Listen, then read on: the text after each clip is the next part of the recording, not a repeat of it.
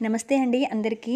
ఇవాల్టి వీడియోలో వినాయక చవితి మనకి చేసుకున్న తర్వాత స్వామివారిని ఏ రోజున ఉద్వాసన చెప్పాలి, ఉద్వాసన మంత్రం ఏమిటి, స్వామివారిని ఎలా కదపాలి, పూజాపీఠాన్ని ఎలా కదపాలి, స్వామివారిని నిమజ్జనం ఎలా చేయాలి, ఏ రోజున చేయాలి, మరి పూజలో వాడిన పూలు కానీ పూజా వస్తువులు కానీ ఏం చేయాలి, పసుపు గణపతి కూడా ఉద్వాసన చెప్పాలా, పసుపు గణపతికి చెప్తే ఎలా చెప్పాలి, అలాగే పూజలో వాడిన పత్రి వస్తువులు పూలు వాటన్నిటిని ఏం చేయాలి, ఇలాంటివి ఎన్నో ముఖ్యమైన విషయాలన్నిటి గురించి కూడా ఇవాల్టి వీడియోలో షేర్ చేస్తున్నానండి. ఎక్కడ కూడా స్కిప్ చేయకుండా చూడండి. ఏదైనా సందేహం ఉంటే కింద కామెంట్ సెక్షన్ అడగండి. అలాగే ఛానల్ని సబ్స్క్రైబ్ చేయండి. మనకి వినాయక చవితి అనేది నవరాత్రులు కూడా చేసేవారు ఉంటారు. ఇంట్లో చేసేవారైతే 1 రోజు, 3 రోజులు, 5 రోజులు, 7, 9, 11 ఇలా చేస్తూ ఉంటారు. ఎక్కువగా నవరాత్రులు అంటారు కాబట్టి 9 రోజులు ఎక్కువ చేస్తూ ఉంటారు. అయితే ఇంట్లో మన అందరం కూడా పూజ చేసుకునే వాళ్ళం 1 రోజు లేదా 3 రోజులు లేదా 5 రోజులు ఉంచుకుంటూ ఉంటాం. మరి స్వామివారికి వినాయక చవితికి ఆవాహనం చేసి స్వామివారికి పూజ చేసినప్పుడు స్వామివారిని ఎన్ని రోజులైతే మీరు ఉంచుకుంటారో అన్ని రోజులు కూడా 2 పూట్ల దీపారాధన చేస్తూ స్వామివారికి ధూప దీపాలను సమర్పించి నైవేద్యాన్ని సమర్పించి పూజ అనేది చేస్తూనే ఉండాలి.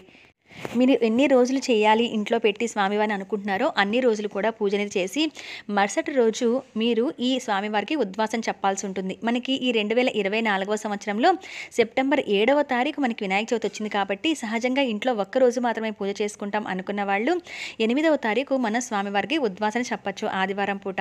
ఆ ఉద్వాసన చెప్పే రోజు ముఖ్యంగా వినాయక చవితికి ఉదయం మనం వినాయక వ్రతకల్పాన్ని చదువుకుంటూ పూజ అనేది చేసుకుంటాం. సాయంత్రం మళ్ళీ పునః పూజ చేసుకుంటాం. అంటే సాయంత్రం మళ్ళీ దీపారాధన చేసి స్వామివారికి అష్టోత్తరం చదువుకొని ఏదైనా నైవేద్యం అనేది పెడుతూ ఉంటాం. ఆ శనివారం అంతా కూడా మనకి వినాయక చవితి అయిపోయిన తర్వాత వినాయక చవితి రోజు మరుసటి రోజు ఈ ముందు రోజు పెట్టిన పత్రంతా అలా ఉంచేయచ్చండి. ముందు రోజు పెట్టిన పూలు వరకు జాగ్రత్తగా తీయగలిగితే స్వామివారికి ఎక్కడా కదిలించకుండా పూలు వరకు కూడా నిర్మాల్యం అంటాం కదా అవన్నీ తీసేసి ఆ తర్వాత స్వామివారికి ఒక 2 కొత్త పూలైనా పెట్టి దీపారాధన చేసి స్వామివారికి కనీసం క్లుప్తంగా అయినా పూజ చేసుకోవాలి. అంటే స్వామివారి అష్టోత్తరం చదువుకోవడం, ఎందుకంటే వినాయక చవితి రోజు మనం అన్ని ఉపచారాలతో స్వామివారిని పిలిచి పూజ చేస్తున్నాం కాబట్టి ఇక ఉద్వాసన చెప్పే రోజు మరుసటి రోజు మనము మామూలుగా పూజ అనేది దీపారాధన చేసి ధూపం చూపించి స్వామివారికి అష్టోత్తరం చదువుకుంటూ ఈ విధంగా అక్షింతలతో స్వామివారికి పూజ అనేది చేసుకోవాలి. అయితే మీరు 3 రోజులు స్వామివారికి పూజ చేస్తే సోమవారం మీరు ఉద్వాసన చెప్పేయచ్చు. సహజంగా ఇంట్లో 1 రోజు అనేది ఎక్కువ రోజు ఉంచుకొని చేసుకుంటారు కాబట్టి ఈ 2024వ సంవత్సరంలో సెప్టెంబర్ 7న మనం స్వామివారికి వినాయక చవితి చేసుకుంటాం కనుక ఆదివారం 8వ తారీఖు మనం ఉద్వాసన అనేది చెప్పేయచ్చు. ఉద్వాసన చెప్పే రోజు కూడా ఈ విధంగా పూజ చేసుకొని స్వామివారికి ఏదైనా నైవేద్యం అనేది తప్పనిసరిగా పెట్టాలి. మన ఇంట్లో ఉండి ఆయన మన పూజలు అందుకున్నారు కాబట్టి ఉద్వాసన చెప్పే రోజు కూడా ఆయనకి ఇష్టమైన ఏదైనా నైవేద్యం సమర్పించవచ్చు. ఏమీ చేయలేకపోతే కనీసం బెల్లం ముక్క, అటుకులు బెల్లం లేదా చెరుకు ముక్కలు, వెలగపండు లేదా ఏదైనా పండు కానీ అట్టిపండు కానీ ఇటువంటివైనా సరే స్వామివారికి నివేదన చేయాలి. నివేదన చేసిన తర్వాత స్వామివారికి దీపం ఉండగానే మనము ఉద్వాసన అనేది చెప్పాలి. పూజ అంతా అయిపోతుంది. నైవేద్యం పెట్టిన తర్వాత మంగళహారతిని ఇస్తాం కదా, అప్పుడు స్వామివారిని పట్టుకొని ఉద్వాసన మంత్రం అనేది చెప్పాలి. మన శక్తి కొలది ఈ వినాయక చవితికి స్వామివారిని ఏర్పాటు చేసుకొని పూజ చేసుకున్నాం కాబట్టి తెలిసి తెలియక ఎటువంటి లోటుపాట్లు దోషాలు చేసినా కూడా క్షమించమని స్వామివారికి మనస్ఫూర్తిగా నమస్కారం చేసుకొని ఇక ఆ తర్వాత స్వామివారికి అక్షింతలు కూడా సమర్పించి ఈ విధంగా దీపారాధన ఉండంగానే ఇక్కడ నేను స్క్రీన్ మీద వేసాను చూడండి మంత్రాలు.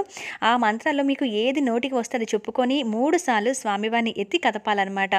ఇది ఈ విధంగా ఉద్వాసన చెప్పే రోజు మనం చేయవలసిన పని. యజ్ఞేన యజ్ఞమయజంత దేవాః తాని ధర్మాణి ప్రథమాన్యాసన్ తేహనాకం మహిమానస్పచంతి యత్ర పూర్వే సాధ్యాసంతి దేవాః. ఈ మంత్రాన్ని కానీ లేదంటే గచ్చ గచ్చ సురశ్రేష్ఠ స్వస్థానం పరమేశ్వర యత్ర బ్రహ్మ దయోదేవ తత్ర గచ్చ గణాధిప, ఈ మంత్రాన్ని చదువుకుంటూ ఈ రెండిట్లో ఏదైనా చదువుకోవచ్చు. ఉద్వాసన చెప్పేటప్పుడు చదువుకుంటూ ఆ తర్వాత శ్రీ మహాగణాధిపతే నమః యథాస్థానం ఉద్వాసయామి పూజార్థం పునరాగమనాయచ అని చదువుకుంటూ స్వామివారిని కదుపుకోవాలన్నమాట. ఎక్కడైతే మీరు స్వామివారిని పెట్టుకుంటారో ఆ మంత్రాన్ని చెప్తూ ఈ విధంగా కదిపిన తర్వాత దీపారాధన అంతా కొండెక్కిన తర్వాత అప్పుడు మనం వినాయకునికి తీయాలి. అక్కడి నుంచి ఈ దీపారాధన ఉండంగా ఉద్వాసన చెప్పాము. స్వామివారి కదిలించడం అనేది పూజాపీఠాన్ని కదిలించడం అనేది కంప్లీట్ అయిపోతుంది.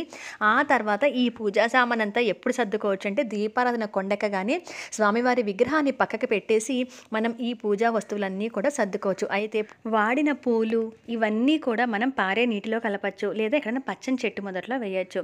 అయితే పూజలో చాలా రకాల పత్రి అనేది మనం వాడుతూ ఉంటాము. ఈ పత్రి అనేది మనకి ఈ పండగ ప్రత్యేకంగా ప్రకృతిలో ఉండే వాటిలతో చేసుకుంటూ ఉంటాం. ఈ ఆకులు ఏవైతే 21 రకాల పత్రి వాడతామో ప్రతి వస్తువులోనూ ఒక మంచి ఔషధ గుణాలు ఉంటాయట. ఈ పత్రిని వచ్చేసి మనం పారే నీటిలో కలిపితే కనుక ఆ నీటిలో ఏదన్నా ఉన్నా కూడా మనకి ఈ ఆకుల్లో ఉన్న ఔషధ గుణాలు కలిసి నీరు పవిత్రంగా మారుతుంది అని చెప్తారు. అందుకని ముఖ్యంగా ఈ పత్రిని కూడా నీటిలో కలుపుతూ ఉంటారనమాట. ఒకవేళ మీకు దగ్గరలోకి వెళ్ళి ఈ పత్రిని కలిపే వెసులుబాటు లేకపోతే మనకి వినాయక చవితి పందిర్లలో కూడా ఈ పత్రిని తీసుకువెళ్ళి ఇచ్చి దానితో పాటు ఏదైనా దక్షిణ సమేతంగా వాళ్ళకి స్వామివారికి కూడా చెల్లించుకొని ఈ పత్రిని అక్కడ ఇచ్చేసి వస్తే వాళ్ళు కూడా ఈ పత్రిని తీసుకెళ్ళి సముద్రాల్లోనూ నీటిలోనూ కలుపుతూ ఉంటారనమాట. వీటిల్లో ఉండే ఔషధ గుణాల వల్ల ఆ నీరు కూడా మంచిగా మారుతుందని నమ్ముతూ ఉంటారు. అందుకని మనకి ముఖ్యంగా ఈ పత్రిని కూడా ఆ విధంగా వాటర్లో కలపాలి అని అంటారు. అయితే మీరు పూజలో ఏదైనా వినాయకుడిని ఆవాహనం చేసి కూర్చోపెట్టడానికి కానీ ఇంకేదైనా కానీ బియ్యం వాడుంటే కనుక ఆ బియ్యాన్ని మళ్ళీ ఉండ్రాళ్ళగా చేయడం కానీ ఏదైనా చేసి ఎవరికైనా పంచిపెట్టడం కానీ స్వామివారి ప్రసాదంగా తింటే చాలా మంచిది. అయితే ఆ బియ్యాన్ని నాన్ వెజ్ వండుతున్నప్పుడు వాడకండి. ఇక వచ్చేసి పసుపు వినాయకుడిని కూడా పూజించుకొని ఉంటాం. ఆ పసుపు వినాయకుడిని కూడా ఇదే విధంగా ఉద్వాసన చెప్తూ ఇదే మంత్రాలతో ఉద్వాసన చెప్పి ఆ పసుపు వినాయకుడిని మనం పెళ్ళైన వాళ్ళు పెళ్లి కాని వాళ్ళు ఎవరైనా ఆడవాళ్ళు మొహానికి రాసుకోవచ్చు. పెళ్ళైన ఆడవాళ్ళైతే సూత్రాలకు రాసుకోవచ్చు. లేదంటే కనుక ఒక గ్లాస్ వాటర్లో కలిపేసి పచ్చని చెట్టు మొదట్లో పోసేయండి. అయితే ఆ పసుపు నీళ్ళని తులసి చెట్లు మాత్రం పొయ్యకండి. ఇక వచ్చేసి ఈ పాలవిల్లో వాడిన ఈ పండ్లన్నీ కూడా మనము ఎవరికైనా ప్రసాదంగా పంచిపెట్టవచ్చు, మనం తినవచ్చు. ఈ కాయలన్నిటినీ కూడా మనం ఆ విధంగా వాడుకుంటే పూజలో వాడినవి కాబట్టి మంచి ఆరోగ్యం కలుగుతుందని నమ్ముతారు. కాబట్టి ఈ విధంగా మనం తినగలిగే పండ్లన్నీ కూడా సీజనల్ వైజ్గా ఫ్రూట్స్ అన్నీ కూడా స్వామివారికి పాలవెల్లి కడతాం కాబట్టి ఇలా చేయాలి. అయితే కొన్ని మారేడుకాయలని కొన్ని జాజికాయలని ఇటువంటి వస్తూ ఉంటాయి. నారింజకాయలని అలా ఏదైనా తినలేని కాయలు ఉంటే కనుక అటువంటివి మాత్రం ఈ పచ్చని పత్రితో పాటు అవి కూడా మనం నిమజ్జనం చేస్తామన్నమాట. ఈ పూజాపీఠాన్ని సర్దుతున్నప్పుడు కూడా ఈ విధంగా ఎక్కడా కూడా చీపిరి కదిలించకుండా చీపిరి అనేది తగలకూడదు. పూర్తిగా ఈ పత్రం అంతా తీసేసి స్వామివారికి పూజ చేసినంతా కూడా ఈ విధంగా ఒక బ్యాగ్ కానీ కవర్లో పెట్టుకొని నీట్గా పక్కనైతే పెట్టుకోండి. మీరు వెళ్ళినప్పుడు ఈ కవర్ తీసేసి ప్లాస్టిక్ కవర్ కాబట్టి ఇటువంటి కవర్స్లో మాత్రం నీటిలో కలపకండి. ఓన్లీ పత్రి మాత్రమే కలపండి. నేను ప్రజెంట్ మీకు చూపించడం కోసం ఈ కవర్లో పక్కగా పెట్టుకుంటున్నాను. లేదా ఏదైనా ఒక బ్యాగ్లో పెట్టుకోండి, క్లాత్ బ్యాగ్లో పెట్టుకొని మీరు వెళ్ళిన చోట ఈ పత్రిని కూడా నిమజ్జనం అనేది చేసేయచ్చు. అయితే ఇక్కడ పూజా పీఠాన్ని కూడా చదువుతున్నప్పుడు ఇదంతా కూడా ఒక క్లాత్తో శుభ్రం చేసుకోవాలి. పీట మీద ఉన్న పసుపు కుంకాలు కానీ ముగ్గు కానీ ఇవన్నీ ఏవైతే ఉన్నాయో అవన్నీ కూడా ఒక పేపర్లోకి కానీ ఒక క్లాత్లో కానీ తీసుకుంటున్నప్పుడు పేపర్తో తుడిచి ఆ తర్వాత చేతితో ఎత్తివేసిన తర్వాత పూర్తిగా ఇవన్నీ తీసేసిన తర్వాత మాత్రమే మనం ఇల్లు అనేది క్లీన్ చేసుకోవాలన్నమాట. వీటికి ఈ ప్రదేశాన్ని పూర్తిగా తీసేసే వరకు చీపిరి తగలటం కానీ అవి చేయకూడదు. అయితే ఇప్పుడు ఇక నిమజ్జనం చూద్దాం.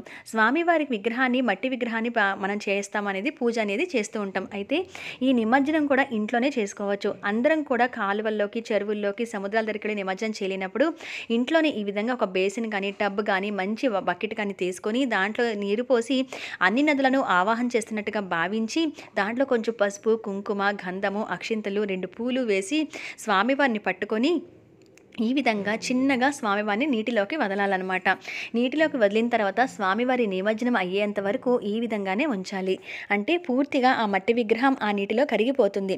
స్వామివారు ఆ గంగమ్మ ఒడిలోకి చేరుతున్నట్టుగా భావించి ఆ గంగానదిని ఆవాహనం చేసినట్టుగానే భావించి మనం నమస్కారం చేసి ఇప్పుడు వెళ్ళిపోయి మళ్ళీ నేను పూజ చేసుకున్నప్పుడు మళ్ళీ రావాలి. వచ్చే సంవత్సరం వినాయక చవితి ఇంతకన్నా బాగా చేసుకోవాలి.